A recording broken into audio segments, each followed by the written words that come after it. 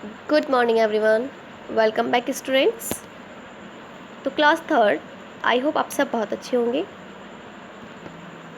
आज हम पढ़ेंगे चैप्टर नंबर 3, दयालु राजकुमार। बच्चों, लास्ट क्लास में हम अपना सेकंड चैप्टर बिल्कुल कंप्लीट कर चुके हैं, है ना। सेकंड चैप्टर हमने फिनिश कर दिया। अब हमारा स्टार्ट हुआ चैप्टर नंबर 3, दयालु राजकुमार, पार्ट 3, दयालु राजकुमार। दयालु यानी दया करने वाला, रहम करने वाला, जिसके दिल में रहम होता है या दया होती है उसे क्या कहते हैं? दयालु कहते हैं। राजकुमार यानी राजा का बेटा। बहुत पुरानी बात है, यानी इस कहानी में जो कहानी बताई गई है वो बहुत ज़्यादा पुरानी है। शुद्धोधन राम नाम के एक राजा थे, ठीक है। एक राजा थे जिनका नाम था शुद्धोधन। उनकी राजधानी कपिलवस्तु थी, ठीक है। यानी वो जहाँ राज करते थे उस जगह की राजधानी कौन सी थी? कपिलवस्तु, यानी वो कपिलवस्तु के राजा थे। उनके पुत्र का नाम सिद्धार्थ था। वह बहुत दयालु राजकुमार था, है ना। तो इसका टाइटल है ना, पाठ का नाम क्या है? दयालु राजकुमार। तो ये किसके ऊपर है? सिद्धार्थ, ठीक है। राजकुमार सिद्धार्थ जो शुद्धोधन के बेटे थे और वो बहुत ज़्यादा दयालु थे। एक दिन राजकुमार सिद्धार्थ अपने उपवन में टहल रहे थे। उपवन यानी बाग में, बगीचे में वो एक दिन टहल रहे थे राजकुमार सिद्धार्थ। तभी घायल हंस उनके सामने आकर गिरा। एक हंस था जो पूरी तरह से घायल हुआ था, उसके शरीर पर घाव लगे हुए थे। तो वो उसके पास आकर गिर गया। उसे किसी ने तीर मारकर घायल कर दिया था। क्या हो गया था? उसे तीर मारकर किसी ने उसे घायल कर दिया था, उसके घाव लगे हुए थे। राजकुमार सिद्धार्थ तेज़ी से चलकर उसके पास आए और उसे अपनी गोद में उठा लिया। जैसे राजकुमार ने उसे देखा घायल हंस को, तो वो तेज़ी से चलकर भागकर उसके पास गए और उसे अपनी गोद में उठा लिया। उन्होंने उसका तीर निकाला और उसे पानी पिलाया। पहले उन्होंने क्या किया? तीर निकाला और फिर उसे पानी पिलाया। वे बोले, किसने इसे तीर मार दिया? उसे दया नहीं आई। कैसा सुंदर पक्षी है। यानी सिद्धार्थ ने पहले उसे गोद में उठाया और फिर कहा कि अगर इसे तीर मारा किसने है? क्या उसे दया नहीं आई है? इतना खूबसूरत, इतना सुंदर पक्षी है ये हंस, और इसे किसी ने तीर से मार दिया।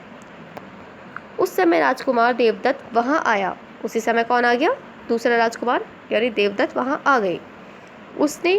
उसके हाथ में धनुष था। उनके हाथ में क्या था? धनुष। वह घायल हंस को खोज रहा था। यानी राजकुमार देवदत्त था, वो घायल हंस को खोज रहा था, ढूंढता हुआ वो उसे वहाँ तक आ गया, उपवन तक। सिद्धार्थ की गोद में हंस को देखकर वह बोला, अरे यह इधर है। सिद्धार्थ, ये हंस मुझे दे दो, यह मेरा शिकार है, इसे मैंने तीर मारा है। यानी हंस को किसने तीर मारा? देवदत्त ने, राजकुमार देवदत्त ने उसे तीर मारा था। वो उसका शिकार था, उन्होंने उसका शिकार किया था उस हंस का। तो इसलिए वो उसे ढूंढते हुए राजकुमार के पास आ गए, दूसरे यानी सिद्धार्थ के पास आ गए। सिद्धार्थ बोले, इस पर तीर चलाते हुए तुम्हें दया नहीं आई? अब उन्होंने उससे प्रश्न पूछा, क्या तुम्हें दया नहीं आई? इसने तुम्हारा क्या बिगाड़ा था जो तुमने इसे तीर मारा? सिद्धार्थ फौरन बोल गया। उसने क्या पूछा? उसने पूछा इसने तुम्हारा बिगाड़ा क्या है कि तुमने इसे तीर मार दिया। वह देवदत्त को देखकर पहले ही बहुत ज़्यादा हैरान था। तो देवदत्त ने कहा, मैंने इसका शिकार किया है, इसलिए अब यह मेरा है, इसे मुझे दे दो। देवदत्त ने उसका उत्तर नहीं दिया, जो उसने प्रश्न पूछा था उसका उत्तर ना देकर उसे इग्नोर करा और उसे कहा कि मेरा शिकार है, इसलिए तुम अब इसे मुझे दे दो। तो सिद्धार्थ ने क्या कहा? सिद्धार्थ ने कहा, जीवों को मारना पाप है, ठीक है। जो भी जीव है, जिनमें जान होती है, वो सब जीव होते हैं, तो जीवों को मारना कैसा है? पाप है। जीवों पर दया करनी चाहिए, उन पर रहम करना चाहिए। मैं इस हंस को तुम्हें नहीं दे सकता। यानी सिद्धार्थ ने फौरन हंस देने से मना कर दिया। देवदत्त बोला, यह हंस मेरा है, मैं इसे लेकर रहूँगा। महाराज के पास चलो, वे ही इस बात का न्याय करेंगे। यानी देवदत्त ने फौरन कह दिया कि यह, जब सिद्धार्थ ने मना कर दिया तो देवदत्त ने क्या कहा कि मैं तो इसे लेकर रहूँगा, ये मेरा हंस है। तो इसका फैसला करने के लिए, न्याय करने के लिए वो किसके पास जाने के लिए कह रहा है? महाराज के पास। तो फिर सिद्धार्थ ने क्या कहा? सिद्धार्थ बोले, ठीक है, महाराज के पास ही चलो। ठीक है, महाराज के पास चलो। उसने भी फौरन हाँ कर दी। दोनों महाराज शुद्धोधन के पास गए। दोनों चले गए। राजा ने दोनों की बात ध्यान से सुनी। देवदत्त ने कहा, महाराज, सिद्धार्थ मेरा हंस नहीं दे रहा है। देवदत्त ने सबसे पहले बताया, है ना। तो दोनों गए थे न्याय के लिए, तो सबसे पहले देवदत्त ने कहा कि महाराज, सिद्धार्थ मेरा हंस नहीं दे रहा है।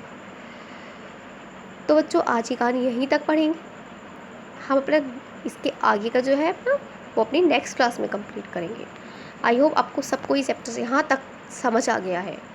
ठीक है, इसे ध्यान से पढ़ना है, आप सभी को भी इसकी रीडिंग करनी है और इसे समझना है, जहाँ तक मैंने ये पढ़ा दिया है। ओके, आज क्लास में इतना ही होगा। Thank you, have a good day.